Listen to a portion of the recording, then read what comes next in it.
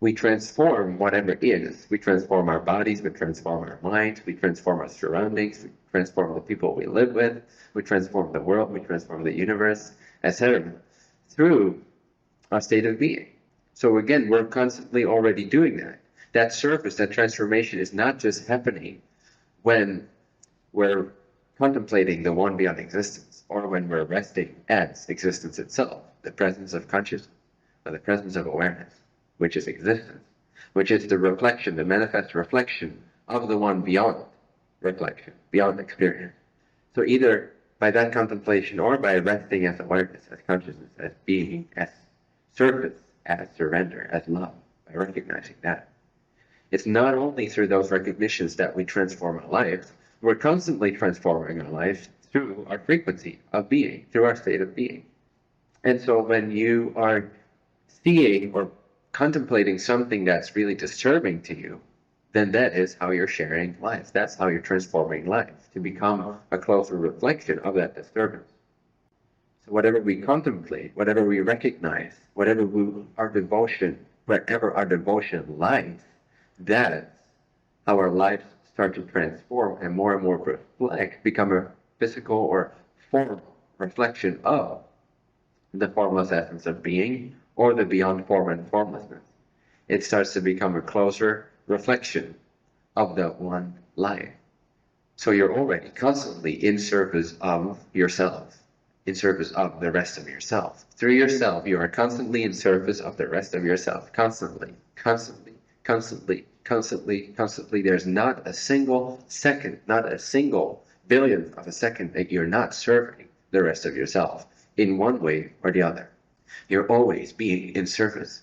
So how you define yourself, how you define your experience, how you feel about yourself, determines the quality of that service, determines the quality of the energy that you emit, that you emanate, that you send out in a way. Send out is part of the illusion, but for lack of a better word, the energy you send out to the rest of yourself comes from your state of being, comes from how you're defining yourself, what you're believing about yourself, how you're describing yourself, what you're feeling about yourself right now, or about your life. How you're feeling determines how you're seeing things, and thus how you're acting in the world, and what you're attracting to yourself, and what you're bringing out in other people, etc. So at any given moment, you are already completely unified in service to yourself, constantly. Realizing that all of that is the rest of yourself, what would you want for yourself? And then be the surface of that frequency, of that energy, of that attitude, of that state of being, of that contemplation, of that realization. What would you want for yourself, the entirety of yourself? Name something, name a word. What would you want? Peace. Would it help the rest of yourself, realizing that you are in constant, unified, inseparable service of all of the rest of yourself, all of the rest of yourself? Realizing that you are in constant service of that every billionth of a second, you're sending out something to the rest of yourself. And if peace is what you want for all of yourself, if it is what you want for yourself, because yourself is all there is, then just be mindful or be aware of the times when you're sending out judgment, complaint, dissatisfaction, judgment. I said that. Judgment is a frequent one.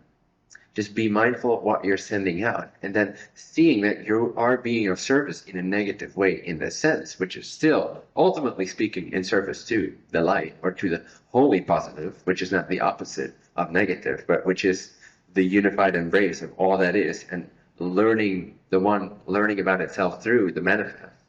Everything is in service of that. So inevitably, even negativity is in service of the one gathering experience, learning about itself. So you cannot never serve the one. But how you go about and do that, how efficiently or how in alignment with the things that really resonate for everyone, that's determined by the energy that you embody. So seeing that you're constantly in service to yourself, knowing that what you want for yourself is peace, love, etc. See how you're not being that. See how you're not giving that to yourself. When you're complaining about a circumstance, you're complaining about yourself. You're giving out the energy of complaint to yourself. That you're being of service in the form of the energy we call complaint, or whatever it may be. doubt, fear, which are all fine. They're all beautifully inseparable from the table. They're all the essence of love. So they're all already loved at all times. All your tendencies, all your emotions are inseparable from the one love, the one existence. So don't worry about not having these emotions or not sending out complaint every once in a while, because on the human realm, it's only to be expected. I complain sometimes. It's to be expected. It happens. But just to be mindful of how you're being of service in that sense already changes it. To have an awareness of how you're serving right now and an awareness of what you really want to experience for yourself, for all of yourself, that naturally changes your frequency into one that's in closer alignment with the truth of your being, the truth of your unity.